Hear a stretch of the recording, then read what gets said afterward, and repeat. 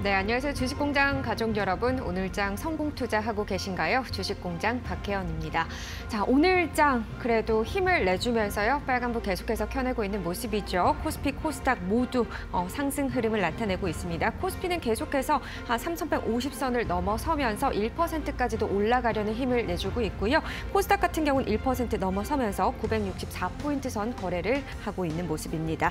자, 거래소 시장에 아직은 외국인이 돌아오진 않았습니다만 코스닥 시장에는 외국인 들어오고 있고요. 선물 시장 오늘도 역시 들어오고 있는 모습입니다. 함께 체크해 나가시길 바라겠고요. 오늘도 샵 377 계속해서 열려 있습니다. 문자 보내주시면 두 분 선정해서 치킨 상품권 보내드리도록 하고요. 저희 유튜브를 통해서도 라이브 시청 가능하니까요. 다양한 의견과 댓글 많이 나눠주시길 바라겠습니다. 자, 첫 번째 코너 바로 넘어가겠습니다. 오늘 이데일리 이광수 기자와 함께 특징주 공장 시간 함께 나눠보도록 하죠. 어서 오세요. 네, 안녕하세요. 네, 어서 오십시오. 그래서 이광수 기자 나올 때는 시장 분위기가 아주 나쁘진 않은 것 같아요. 금요일 때문인가요? 왠지 뭐 다행이네요. 다행이네요. 네, 맞습니다. 금요일만 기다리시는 분들도 참 많은데 직장인분들 중에서요. 네, 시장 분위기까지 좋으니까 더 흐름이 좋은 것 같습니다. 맞습니다. 네, 알겠습니다. 자, 그럼 각 경제 채널의 특징주 바로 또 확인해 보죠. 이데일리 TV입니다. 삼성전자, 한네트, HMM, KCT, SK이노베이션, 고려시멘트, 풀무원까지 선정됐고요. 한국경제TV는 LNF, SK이노베이션, 현대차, 현대위아, 삼성전자, 삼성바이오로직스, 네이버까지 선정이 됐네요. 자, 매일경제TV로 갑니다. 인바이오, 삼성바이오로직스, 넷마블, 한화, DIC, 코웨이까지 올라왔고요. MTN은 셀루메드, 삼성전자, 한미반도체, 하나마이크론, KCT, 한국전자금융, 녹십자까지 선정을 했네요. 네, 종목 분석해 보도록 하겠습니다. 한 3가지 종목 이슈 체크해 볼 텐데요. 이 종목은 꼭 봐야 할 것 같아요. 삼성 바이오로직스. 지난주에도 저희가 또 봤었는데요. 네. 맞습니다. 지난주에 이어서 2주 연속으로 한번 봐야 될 것 같아요. 네, 지난주에는 그 지재권, 지식재산권 면제에 좀 힘이 쏠리면서 좀 수급적으로 관심이 있었던 건데 이번 주는 그 백신 위탁 생산을 한다는 좀 약간 보도들이 나오면서 주가가 지금 계속 상승하고 있지만 일각에서는 좀 아직 혼란스럽다 이렇게 말씀하시는 분도 지금 있는 상황입니다. 그렇군요. 뭐 혼란스럽다 이런 얘기가 나온다고 하는데 그러니까 지금 그래서 어떻게 된 건지 상황적인 부분을 좀 정리를 해봐야 할 것 같아요. 네, 아무래도 처음 시발점이 그 이제 언론 보도 때문이었기 때문에 이걸 말씀 안 드릴 수가 없을 것 같은데요. 12일 새벽에 이제 한 매체에서 이제 삼성바이오로직스가 화이자 코로나 백신 위탁 생산을 한다고 이렇게 보도가 있어서 좀 엄청난 파장이 있었습니다. 뭐 이게 근거는 이제 지난달 정부 이제 관계자가 국내 제약사가 이제 8월부터 이제 위탁 생산하게 될 것이다 이렇게 말을 해서 시장이나 이제 언론에서는 그럼 어디냐? 굉장히 혼란스러웠죠. 네, 그래서 여기 빨리 투자해야 되는 거 아니냐? 그래서 그런 위탁 생산할 수 있는 그런 바이오 업체들이 전반적으로 약간 강세를 보이는 움직임이 있었는데요. 근데 이제 그 12일 한 새벽에 한 매체는 이제 그게 삼성바이오로직스다 좀 이렇게 얘기를 한 거죠. 그래서 삼성바이오로직스가 근데 공시를 통해서 해당 보도가 사실이 아니라고 또 밝히면서 어떻게 보면 약간 해프닝으로 끝나버리는 그런 일이 있었습니다. 그래서 주가가 바로 올랐다가 엄청 빠져가지고 언론계에서도 좀 파장이 있었는데 이게 뭐 화이자에서도 사실 무근이라는 입장을 또 삼성바이오로직스 이후에 또 내놓으면서 기사도 지금 내려간 상황입니다. 네, 알겠습니다. 자, 근데 이게 해프닝이 되나 싶었지만 이번에 모더나 같은 경우는 좀 다른 경우인 것 같아요. 모더나 백신 위탁 생산한다는 보도가 나왔는데 전반적인 시장 분위기를 보면 이전하고는 또 다른 것 같거든요. 다른 것 같습니다. 그때는 이제 공시가 나온 이후로 내려왔었는데 이번에는 공시가 나온 이후로 더 올라가고 있거든요. 그런데 그 공시를 보면은 모더나와 이제 어떻게 하고 있냐 이렇게 물어보니까 삼성바이오로직스에서 확인이 불가능하다라고 공시를 했어요. 그래서 정확히는 확정된 바가 없어서 확인이 불가능하다 이렇게 말을 해서 모더나 때와는 좀 온도가 다릅니다. 그래서 확정된 바가 없다는 거는 당연히 논의는 하고 있다 좀 이렇게 해석이 되고 그래서 지금 주가도 역시 지금 크게 강세를 보이고 있는 것으로 분석이 됩니다. 그러니까요. 화이자는 아니지만 지금 모더나 같은 경우는 아직 뭐 확인된 바 없다. 아직은 그러니까 사실 무근이다가 아닌 거잖아요. 그렇죠. 그러니까 어떻게 보면은 이미 계약이 안 됐을 뿐이지 협의를 하고 있는 과정일 수도 있는 거겠네요. 맞습니다. 그러니까 지금 뭐 삼성 바이오로직스 주가를 보면은 요 며칠 동안 계속해서 뭐 윗꼬리가 달리기는 했습니다만 계속해서 상승하는 흐름이 나타나주곤 있거든요. 이런 부분들이 계속해서 좀 반영이 되고 있는 게 아닌가 싶은데, 근데 지난주에도 우리가 잠깐 이야기를 나눴지만 이 삼성 바이오로직스가 아직 백신 설비가 갖춰져 있지 않다. 뭐 이런 얘기를 또 했었잖아요. 그러면 정부의 발표가 8월인데 지금 가능한 건가요? 그러니까요. 이게 예. 업계에서는 그렇게 삼성바이오로직스가 당장 백신을 만들 수 없다. 좀 이렇게 관계자들이 말씀을 하셨는데 해당 보도를 보면은 일단 그 병입 단계부터 한다고 해요. 그래서 이미 다 만들어진 백신 원액을 공급받아서 예. 그 병에 넣는 것도 사실 엄청난 기술이 필요한 거니까 그렇죠. 그것부터 일단 진행을 한다고 하면은 충분히 가능할 것이다. 좀 이렇게 또 긍정적으로 바라보시는 분들이 계시더라고요. 그리고 또 앞 단계를 하려고 하면은 그건 또 그 모더나가 아니라 다른 제약 바이오 업체들의 특허가 있다고 해요. 예. 근데 그것들을 협상을 또 빠르게 한다고 하면 되지 않겠냐? 뭐 빠르게 한다고 하면은 일단 8월에는 병입 단계부터 하고 그 이후에는 앞 단계 협의를 해 나가면 되지 않겠냐? 좀 이렇게 말씀을 또 하시더라고요. 그래서 뭐 일단 뭐 병입 단계부터 한다고 하니까 예. 원액을 만들어진 걸 받아온다고 하니까 그렇게 믿어야죠. 이제 그렇게 하는 건데 또 이제 21일에 또 워싱턴에서 한미 정상회담이 있잖아요. 그렇죠. 그래서 시기가 또 맞아 떨어지는 게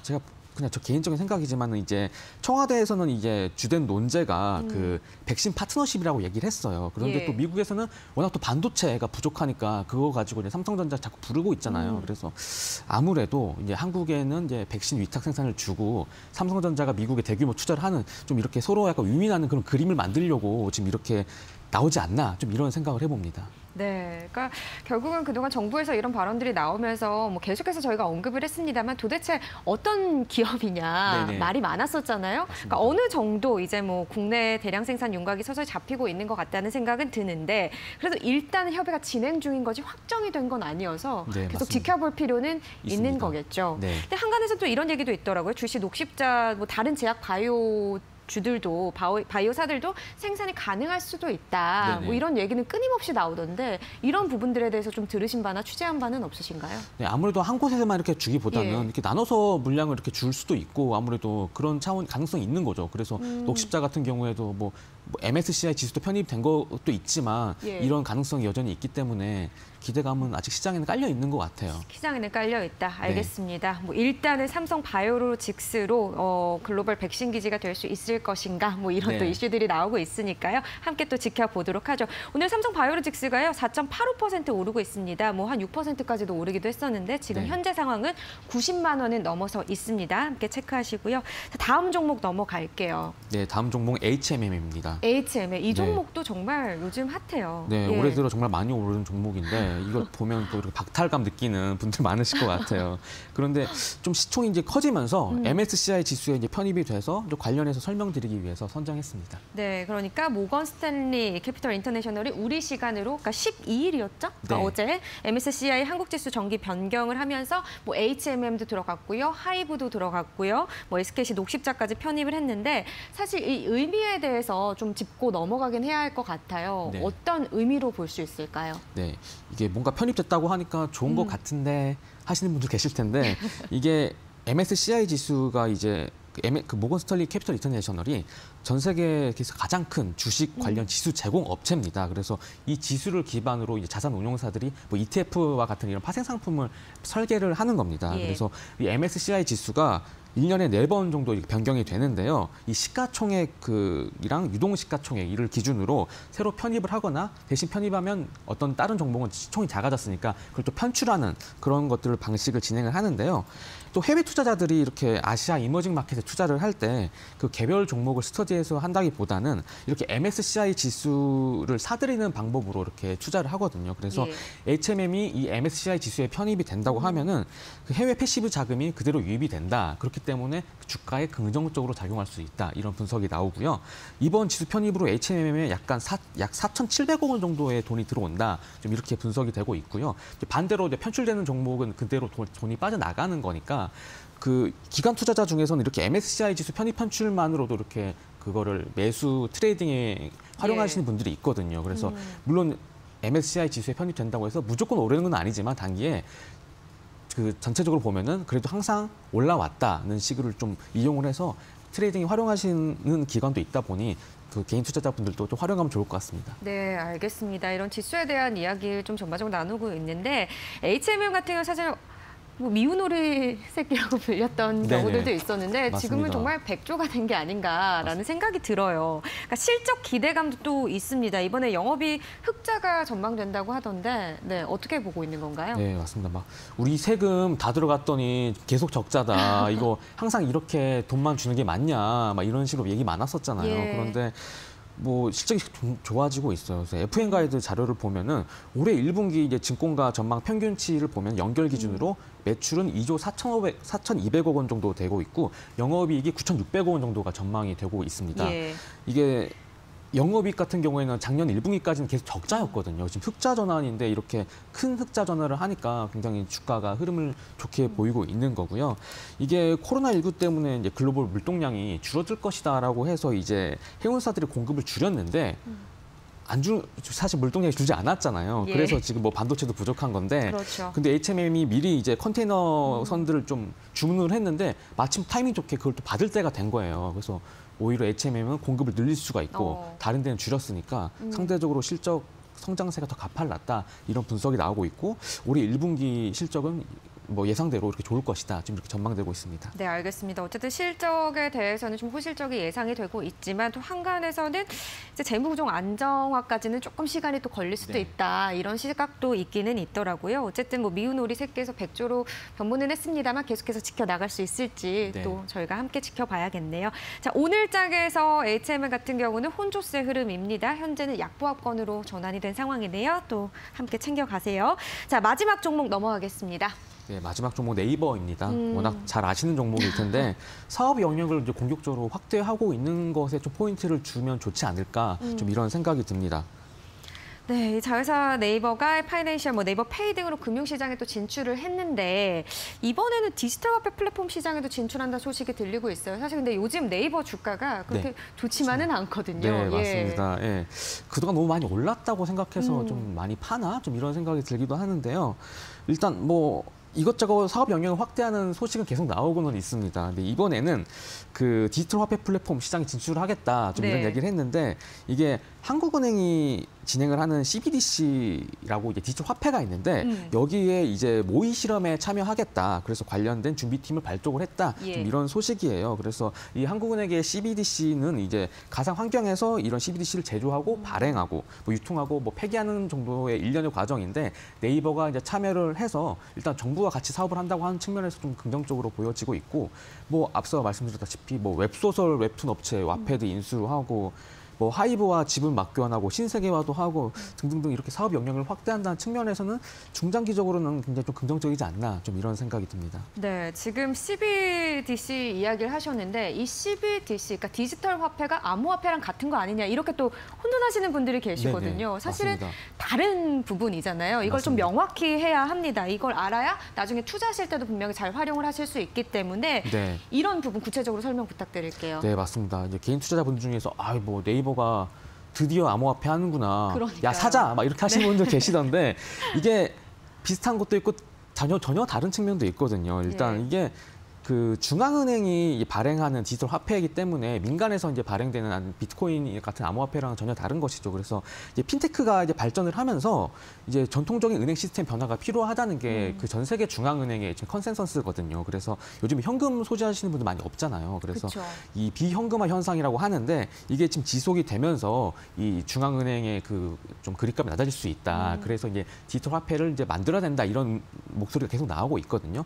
그래서 이제 CBDC와 같은 디지털 화폐를 이제 개발을 다 하고 있는 겁니다. 그래서 가장 앞서 나가고 있는 데가 중국인데 예. 중국은 2014년부터 이거를 이제 연구를 하기 시작했다고 해요. 예. 그래서 이미 지금 중국은 좀 빠르잖아요, 뭐든지. 그래서 이미 뭐 베이징 올림픽 때는 이걸 다 CBDC를 이용할 수 있게 한다고 하고 이미 일부 지역에서는 지급을 했다고 합니다. 뭐 미국도 마찬가지고 일본도 마찬가지고 이렇게 진행을 하고 있고. 발빠르게 움직이고 있네요. 네, 예. 한국은행도 하고 있고요. 이게 디지털 위안화가 제일 빨랐기 때문에 미국에서는 사실 좀 위기감을 느끼고 있는 부분도 견제도 있다고 할것 해요. 같고요. 그래서 이게 워낙 편리하기 때문에 또 이쪽으로 많이 사람들이 많이 사용하다 보면은 그 달러 패권이 약간 약해질 수 있기 때문에 예. 뭐 미국도 속도를 내고 있고 당연히 그럼 우리나라도 디지털 원화를 빨리 만들어서 이거 시대에 발맞춰 가야 되는 상황이 있기 때문에 지금 네이버와 같이 손을 잡고 이렇게 한다고 합니다. 그래서 아마 이 CBDC 이슈는 그 네이버 주가 자체 이슈라기보다는 좀 암호화폐 시세에 좀 영향을 많이 미치는 그런 이슈라고도 좀 느껴지는데요.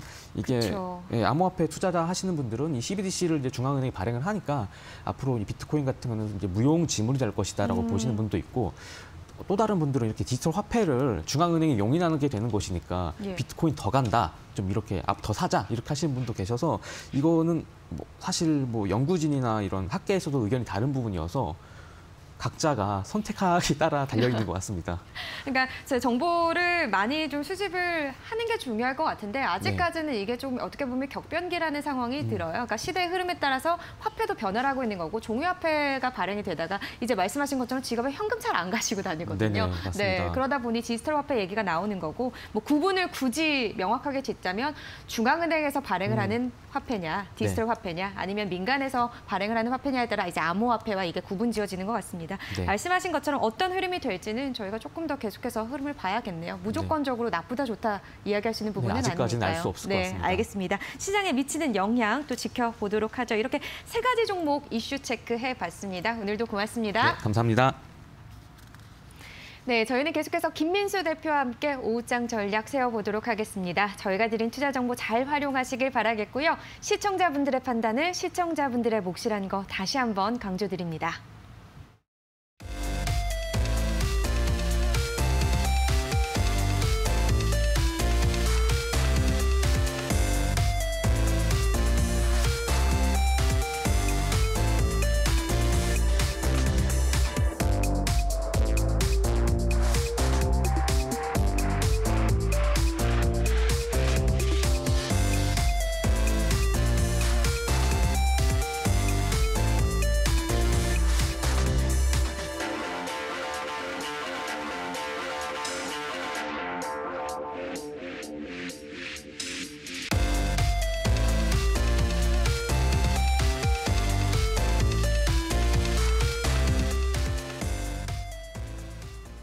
개인 투자자들을 위한 방송 주식공장입니다. 오후장 대응 전략 확인해 보도록 하죠. 레몬리서치 김민수 대표 나오셨습니다. 어서 오세요. 안녕하십니까. 네. 네. 오늘장 흐름은 그래도 좀 낫죠? 네, 낮기는 났는데 예. 앵커님의 방금 멘트가 시원하진 않습니다. 이렇게 얘기를 하셨죠? 예. 네, 시원한 건 아이스 아메리카노가 최고고요. 근데 지금 시장 분위기를 봤을 때 지금 이 시점에서 단기 바닥 찍었으니까 우리 빠르게 올라가자라고 하기에는 되게 애매한 시점이라고 봐야 되겠죠.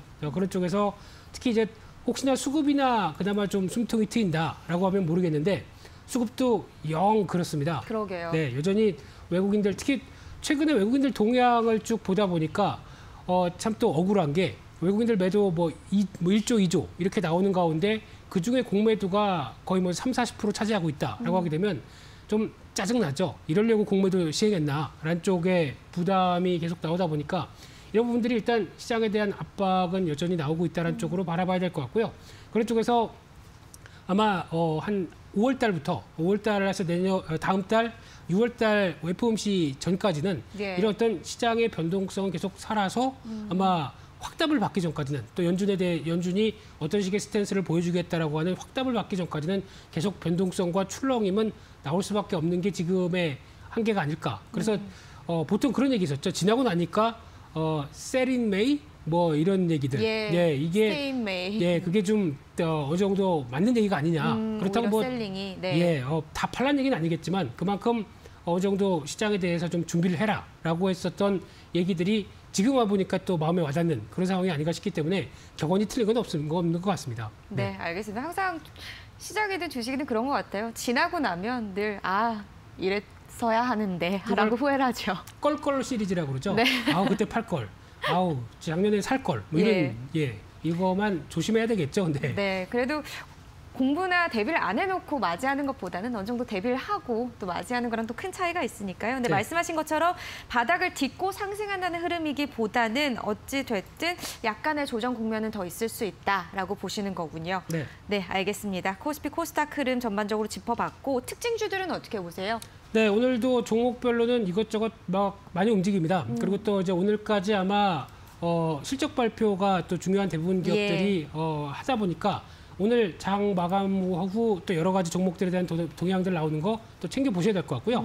그런 쪽에서 오늘 KCT라는 종목이 좀 강합니다. 오늘 아침부터 어제 나왔던 얘기였었죠. 네이버가 디지털 화폐 플랫폼에 이 시장에 진출한다. 예. 한쪽으로. 그러니까 즉 네이버도 이제 가상화폐에 손댄다라는 관점이다 보니까 그와 관련돼서 약간 어떻게 보면은 가상화폐 관련 거래소 쪽은 위축을 받을 수 있는 얘기고요. 상대적으로 이쪽에 수혜가 어딜까라고 봤는데 오히려 지금 이런 과거의 키오스크 관련주죠. 그리고 또 금융화폐 관련된 ATM 관련된 종목들. 예. 이쪽이 움직이기 시작하는데 제 개인적으로는 왜 움직이는지 전혀 모르겠습니다. 근데 특히 디지털 화폐가 개념 자체가 이게 뭐 ATM기에 가서 내가 지갑이 있으면은 출금하고 이런 개념이 전혀 아니거든요. 그렇죠. 그렇지 그런 관점에서 봤을 때 비트코인 같은 경우도 마찬가지입니다. 이게 가상으로 거래되면서 지갑과 지갑끼리 움직이는 상황들인데 이걸 저희가 실물 출금한 거 보신 적 있으세요?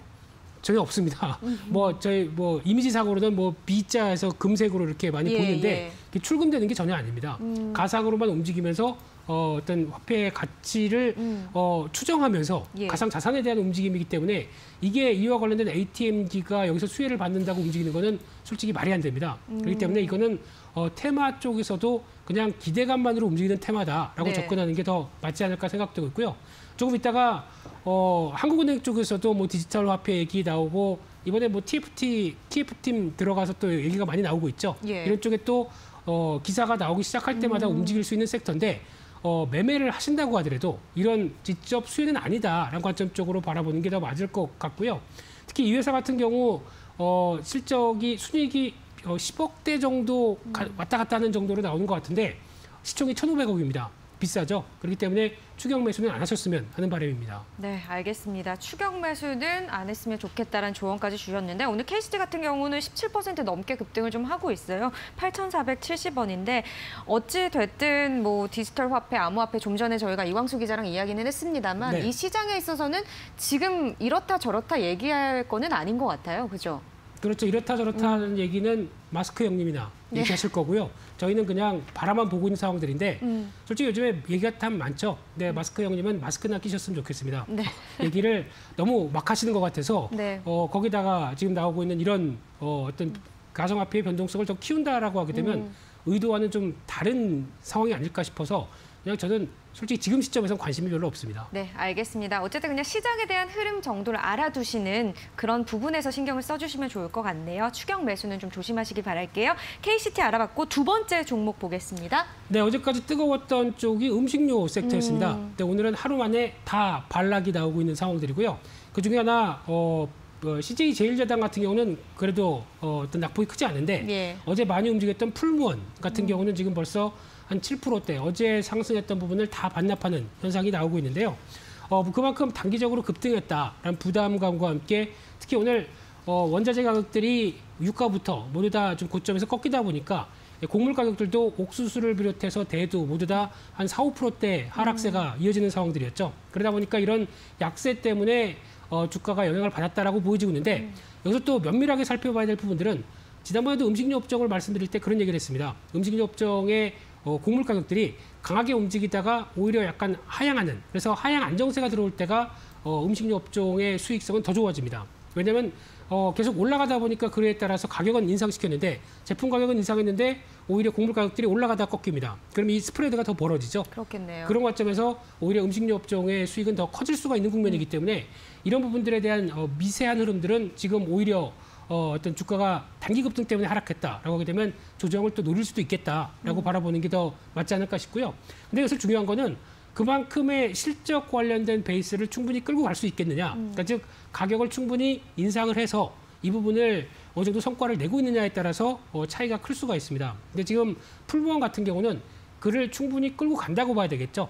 특히 작년부터 해외 쪽에 대한 여러 가지 거점과 시장 점유율을 늘려가는 입장이다 보니까 올해도 영업이익이 한 710억, 한 55% 증가할 걸로 전망을 합니다. 그만큼 시총은 8천억이다 보니까 완전 싸진 않은데 예. 음식료 업종 비해서는 그렇게 또 많이 비싸지도 않습니다. 그렇기 때문에 추가로 흔들린다라고 하게 되면 물론 곡물 가격은 보긴 봐야 되겠지만 지금 시점에서 그렇게 부정적인 상황들은 아니다라는 관점에서 또 어떤 주가의 단기 조정은 노려볼 수 있겠다라고 바라보고 있습니다. 네, 풀무원 같은 경우 어제도 좀 급등하는 흐름을 나타냈습니다. 윗골이 달리면서 마감하긴 했지만요. 최고가를 찍기도 했는데 오늘 어떻게 보면 단기적으로 차익 실현 매물이 나왔다. 뭐 네. 이렇게 볼 수도 있을 것 같은데 그럼 지금 음식료 쪽을 보신다고 하면 지금 들어가서 계속 기다리는 거를 맞다고 보세요? 아니면 조금 더 흐름을 보고 나서 신규 진입을 하는 게 더 맞다고 보세요? 저는 한 번 더 고점을 시도할 가능성이 높다고 보여지고 있기 때문에 혹시나 보유하고 계신 분들 어제 그렇게 강하다가 하루 만에 이렇게 됐다. 그러니까요. 그래서 약간 좀 당황하시는 분들 같은 경우는요.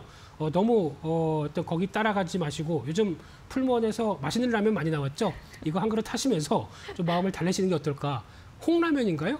네. 홍백 뭐 이렇게 이런 제품 얘기해도 되는지 모르겠습니다만. 네, 그리고 할메니얼 뭐 맛을 사로잡은 이런 식품들도 있더라고요. 네. 네, 들깨 뭐 국수도 있고요. 예. 그렇습니다. 잘하시네요. 혹시 모델 조인성 팬. 아니, 먹는 걸 좋아합니다. 아, 알겠습니다. 네, 거기까지 알겠습니다. 하겠습니다. 네. 자, 풀무원 이야기와 음식료 업종까지 좀 전망 들어봤고요. 자, 5장 전략자 보겠습니다. 네, 옷장도 일단은 이런 기조에서 크게 변하지는 않을 것 같습니다. 게다가 금요일이죠. 그러다 보니까 무리해서 시장이 움직이지는 않지 않을까라는 쪽인데 특히 지금 기조 쪽에서 혹시나 외국인과 기관 쪽에 매도세가 좀 강해진다. 그러면 좀 더 무거워지겠죠. 이런 변화들은 염두를 하시되 뭐 그렇다고 해서 또 급하게 밀릴 상황들은 아닌 상황 쪽에서 약간 좀 뚱한 모습으로 시장이 마감하지 않을까. 하지만 또 다음 주 연결되면서 봤을 때는 이 인플레이션 지표 관련된 쪽 제가 강조드린 건 유가였습니다. 유가의 동향 따라서 계속 시장이 이리 갔다 저리 갔다 할 수 있는 이런 변동성이 남아있는 상황이기 때문에 이를 계속 확인하면서 대응할 수밖에 없는 지금의 운명 같은 이런 시장의 변화다. 여기에 초점을 맞춰야 될 것 같습니다. 네, 알겠습니다. 전체적인 흐름 좀 짚어봤고요. 다음 주 월요일까지도 조금 힘을 내주면 좋겠다는 생각도 드네요. 저도요. 시작이 좋아야 하니까요. 네, 네. 알겠습니다. 자, 월요일 대응 전략 어느 정도까지 또 들어봤고요. 그러면 관심주 봐야 할 것 같아요. 네, 요즘 또 내수주 관련된 종목들 찾기가 한창인데 살짝 가려진 내수주인데 여기서 한번 또 시세의 변화가 나오지 않을까라는 관점 예. 쪽에서 혹시 경방이라는 종목을 말씀드리고 싶은데요. 예. 네, 이 회사는 참 오래됐죠. 제가 알기로는 뭐 일제 시대 때부터 이어왔던 업력을 갖고 있는 회사인데, 그러니까요. 예, 특히 이 회사가 이제 방적이나 가공사, 방적사라고 그러죠. 이쪽은 끝에 사자가 붙었습니다. 그러니까 사면은 실사죠, 실. 네, 실을 얘기를 하는 겁니다. 그러다 보니까 예. 의류업종이 좋으면은 당연히 실도 잘 어느 정도 공급이 많아지겠죠. 그런 관점 쪽에서 이런 변화 계속 기대를 하고 있는 의료업종의 변화인데 또 하나 앵커님은 영등포 자주 가세요? 가끔 갑니다. 아 죄송합니다. 여기서 가깝기도 하니까요. 아 예. 예. 영등포 가면은 또 핫한 플레이스가 타임스퀘어죠. 네. 그렇죠. 거기에 관련된 그 매출을 갖고 있는 상황이다 보니까 타임스퀘어 지분과 또 그에 따른 영업이익을 그대로 또 반영시키는 역할을 하다 보니까 전반적인 매출 비중의 50% 정도가 타임스퀘어에서 나옵니다. 근데 작년 같은 경우는 계속 코로나19 때문에 오프라인 쪽 셧다운하고 뭐 이런 여러 가지 현상 때문에 제대로 매출이 못 나왔겠죠. 예. 근데 지금은 거리두기 운동도 조정하고 조금 그래야만 약간 완화된 쪽으로 나온다라고 하게 되면 이쪽도 좀 활기를 찾지 않을까요? 요즘 가보니까 사람 많아졌더라고요. 네, 이런 변화가 나오게 되면 그나마 작년보다 나아질 것이다. 그러면 또 다른 유통주에 대한 변화로 봐야 되겠죠. 그런 쪽으로 봤을 때 이 두 가지만 본다고 하더라도 자산주라고 봐야 될 것 같습니다. 특히 장부 가격 대비해서 지금 PBR은 0.45배인데 이게 언제 때 장부가입니까? 지금 서울 땅값은 올라간 지가 얼마인데요. 그러면 더 저평가겠죠. 그러다 보니까 이런 변화 속에서 어제 나온 공시가 자사주를 20만 주 취득한다고 얘기했습니다. 근데 자사주 신탁이 아니라 그 자사주입니다. 이렇다는 얘기는 회사가 직접 취득한다는 얘기겠죠. 그만큼 주가 부양에 대한 의지가 높다라는 부분들도 한번 염두를 하면서 변화를 지켜봐야 될 것 같습니다. 네, 알겠습니다. 가격 전략까지 듣겠습니다. 어떻게 보세요? 네, 이 정도면은 일단 단기적으로 오늘 또 가는 듯하다가 약간 멈칫한데 기점을 한 14,500원대 정도로 보시면서 이 라인 정도쯤에서 들어가신 게 좋을 걸로 보여지고 있고요. 좀 큰 그림으로 보게 되면 이제 최근에 이어지는 유통업종의 변화와 함께 이제 약간 그동안의 부진을 회복하는 추세다라는 쪽으로 봤을 때 다음 저항권역이 일단 기존으로 보게 되면 17,000원대 정도 부분까지 저항이 있는 상황이다 보니까 예. 이 정도로 일단 목표가를 삼으면서 대응했으면 좋겠고요. 손절가는 단기적으로 지지권이 이탈되는 한 13,000원대 이 정도를 손절가로 대응한 전략에 포커스를 맞추겠습니다. 네, 알겠습니다. 경방 같은 경우 어제 또 실적이 나왔었네요. 1분기 영업이익 320% 증가, 또 그리고 매출액 한 11% 정도 늘어났다고 합니다. 이런 실적까지 체크해 보시고요. 목표가 1차적으로 17,000원으로 제시를 해드리도록 하겠습니다. 오늘 말씀 여기까지 듣겠습니다. 고맙습니다. 감사합니다. 네, 저희는 관심주 공장으로 넘어가겠습니다. 잠시만요.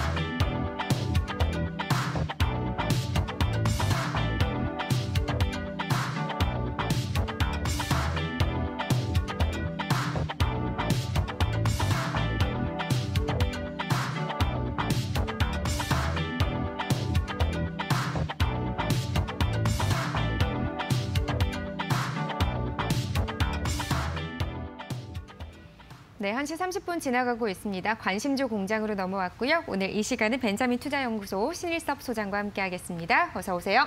네, 안녕하세요. 네, 자 바로 각 경제 채널의 관심주 확인해 보도록 하겠습니다. 함께 보시죠. 이데일리TV입니다. 히림, 녹십자, 모두투어, 대한항공, YG엔터테인먼트, OCI, 미스터블루 선정했습니다. 한국경제TV는 KB금융, 유니셈, JC케미칼, SK이노베이션, 한국타이어앤테크놀로지, 교촌 F&B 선정했고요. 매일경제TV, 테스, 리드코프, 농심홀딩스, 그린플러스, 스튜디오 드래곤 선정했습니다. 자, 마지막 MTN 보겠습니다. LG디스플레이, 펄어비스, 한미반도체, 기아, 한네트, 호텔신라, 한화에어로스페이스까지 담았네요. 네, 관심주 체크해보고 넘어왔는데요. 지금 보면은 각 경제 채널들도 관심주 고르기가 쉽지는 않나 봅니다. 네. 네. 아, 네, 어렵네요. 네. 네. 변동성이 심하잖아요. 지금. 네, 항상 꽉꽉 차 있었는데요. 오늘은 좀 아, 그게 네. 네, 숫자가 줄었네요. 줄여버렸네요. 이게 저는 다 이런 것까지 말씀드리기 때문에 원래 그래요. 시장이 안 좋아지고 이러면 그러니까 종목 추천 방송들 하잖아요. 그럼 여론이 안 좋아요. 요즘에는 쌍방향 플랫폼이 많아가지고 그래서 아예 이렇게 줄여버리는 경우도 생겨요. 아예 노출도를 줄여버리고 교육 방송을 해요. 모르셨죠?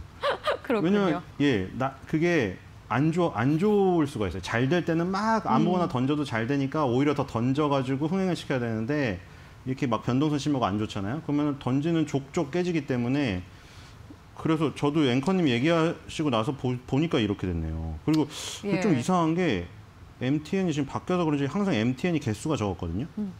MTN이 늘어났어요. 그리고 약간의 변화가 나머지가 생겼네요. 많이 없어졌네요. 이게 개수가.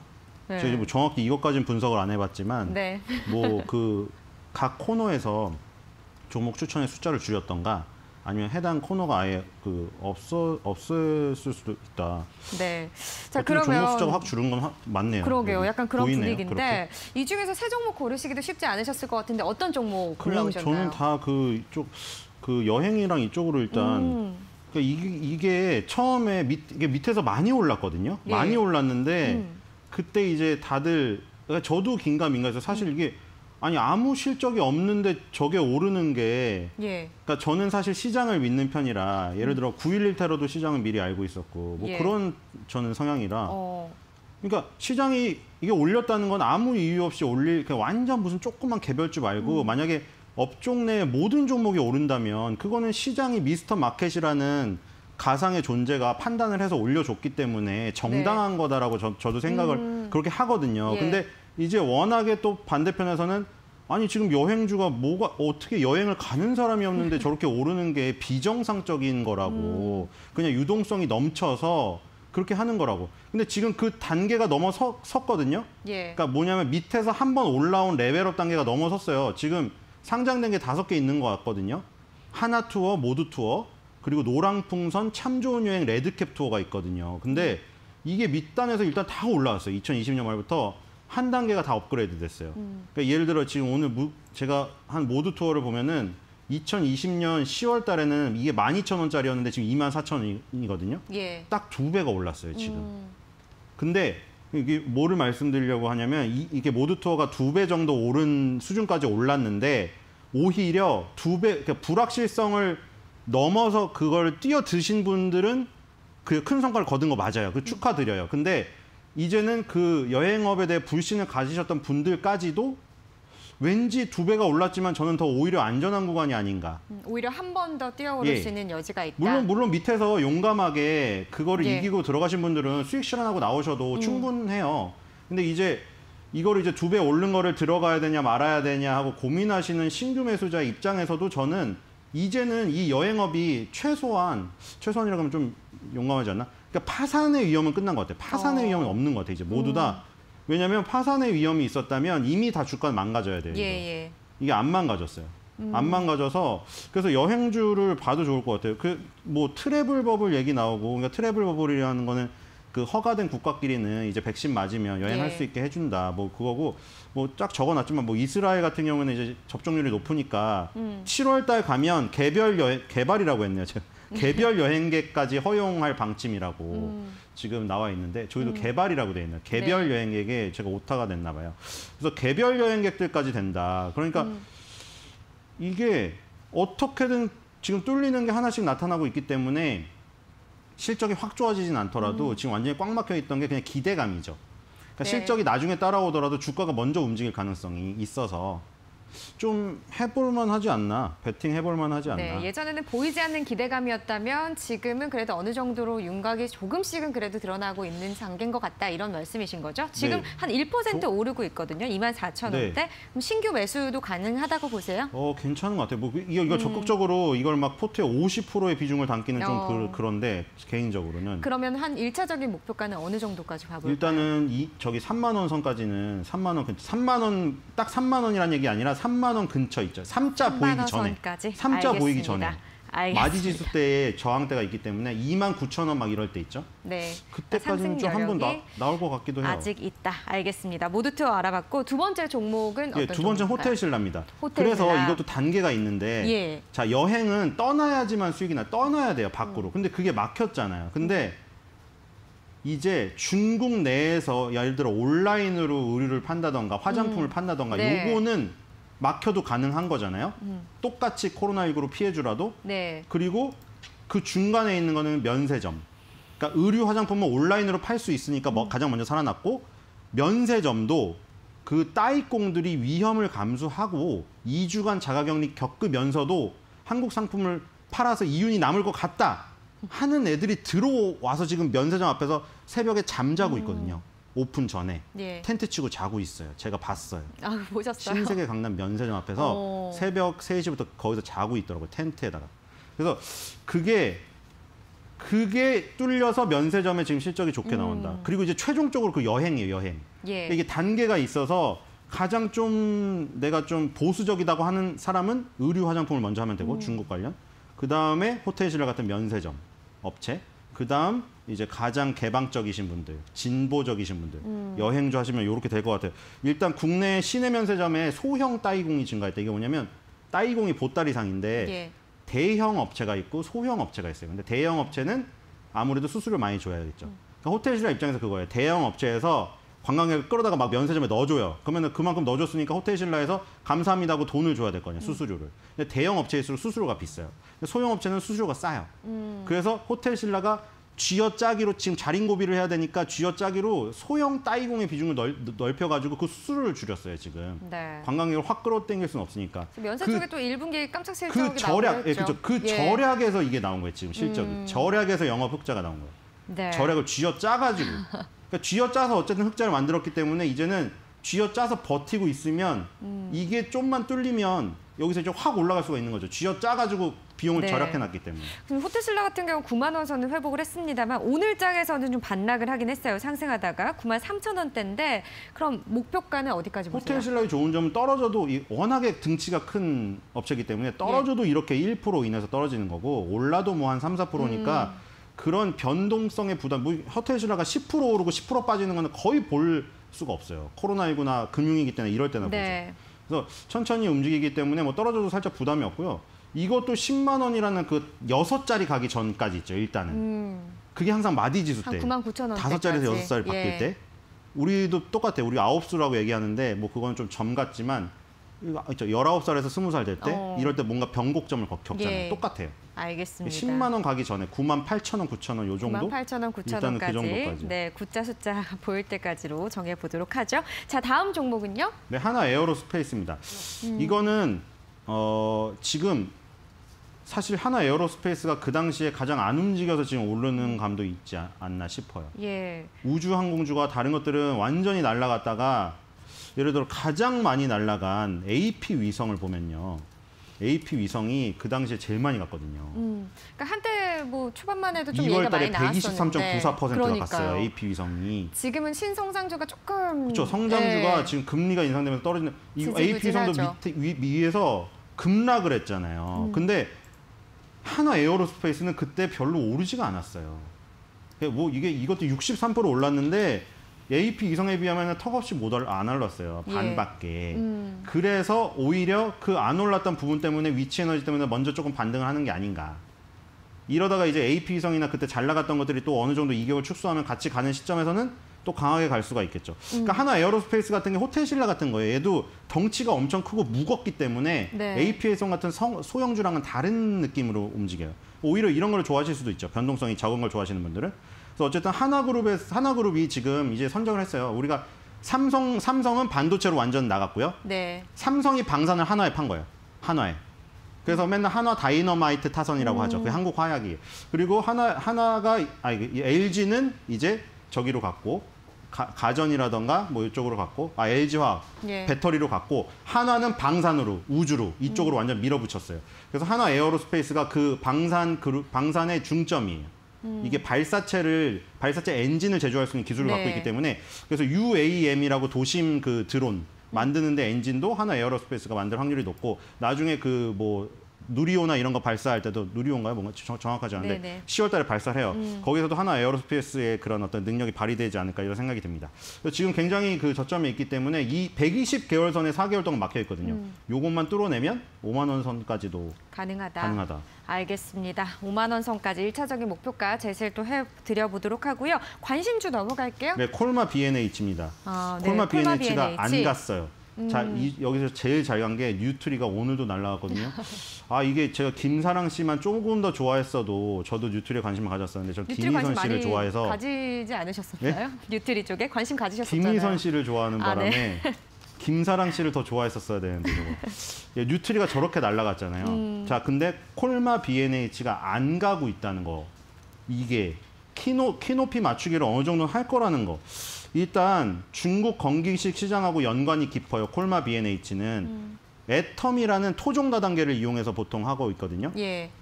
아메이도 있고 애터미도 있는데 콜마 BNH는 애텀이랑 그 굉장히 연관이 깊어요. 연관이 왜 깊냐면 중국의 애텀이랑 협업을 해서 공장까지 만들었거든요. 그리고 중국에 공장이 있는 업체는 콜마 BNH밖에 없어요. 노바렉스도 그렇고 뉴트리도 그렇고 서흥도 그렇고 다 한국 공장만 있는데 예. 얘는 지금 중국 공장이 있거든요. 그리고 중국의 애터미 회원수가 지금 코로나19를 틈타서 더 늘었어요. 온라인으로. 그래서 지금 공장은 2개 있더라고요. 장수성 소재 강소콜마가 있고 예. 이게 2천억 원 수준의 캐파가 있어요. 그리고 애텀이랑 합작해서 만든 게 연태콜마인데 이건 준공 허가를 받아야 돼요. 그래서 요게 돌아가기 시작하면 네. 굉장히 많은 매출을 올릴 수가 있다. 그래서 뉴트리에 비해 안 갔기 때문에 콜마 키높이 맞추기를 BNH. 염두에 두고 한번 공략해 볼 타이밍이고 네. 손절가는 52,000원, 목표가는 6만 원입니다. 네, 알겠습니다. 지금 현재는 보합권 흐름이네요. 손절 라인 52,000원, 1차적인 목표가는 6만 원까지 제시해 드리도록 하겠습니다. 자, 오늘 또 콜마 BNH까지 듣겠습니다. 고맙습니다.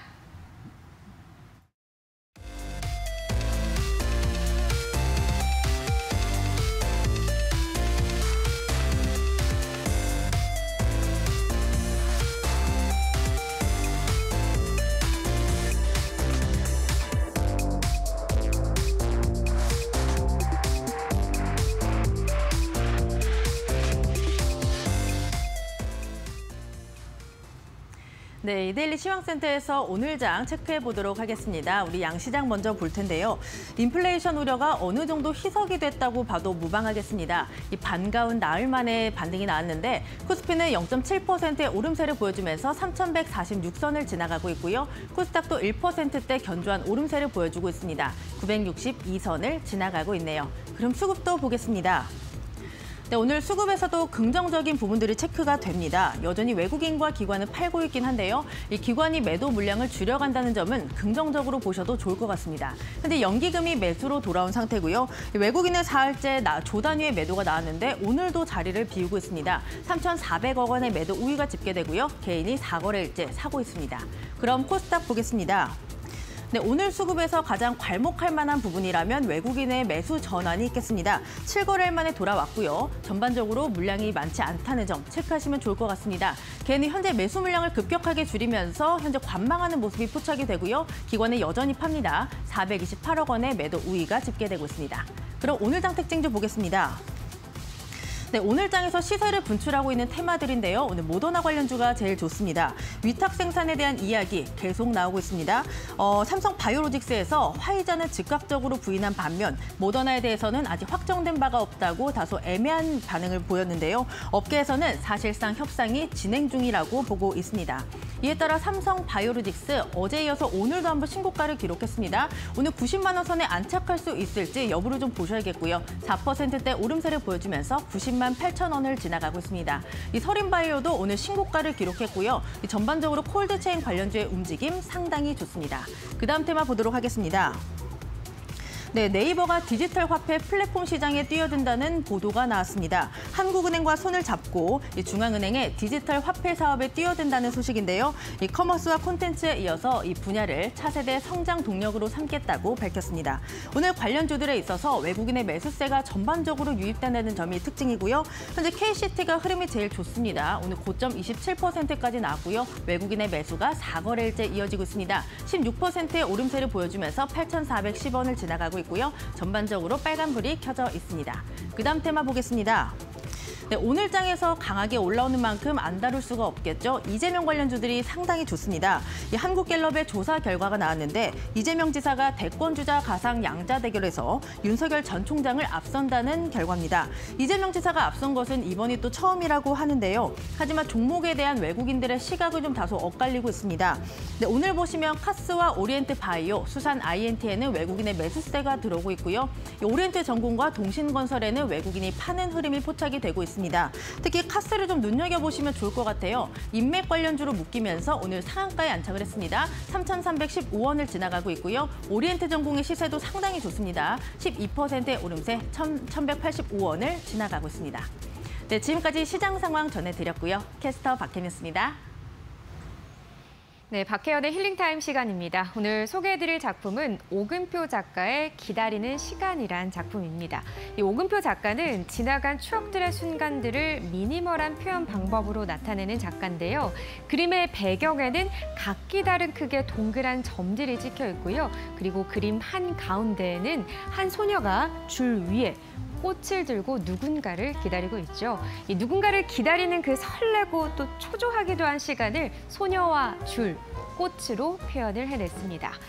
그의 작품의 주요 모티브는 추억입니다. 유년 시절 기억의 조각들을 가장 원초적인 도형을 이용해 모래알처럼 수많은 기억들을 함축적으로 담아내고 있는데요. 화려한 점, 선, 면을 이용한 최소한의 표현 방법을 통해 동화적 이미지로 이 지나온 시간에 대한 추억을 감성적 화법으로 담아내고 있습니다. 작가는 작업을 하는 데 있어서 이 재료나 기법에 큰 제약을 두지 않습니다. 주사기를 사용하기도 하며 색을 덮고 긁어내며 작가만의 고유한 화풍을 연출하는데요. 이 추억이라는 광범위한 스토리들은 각기 다른 형태로 형상화됩니다.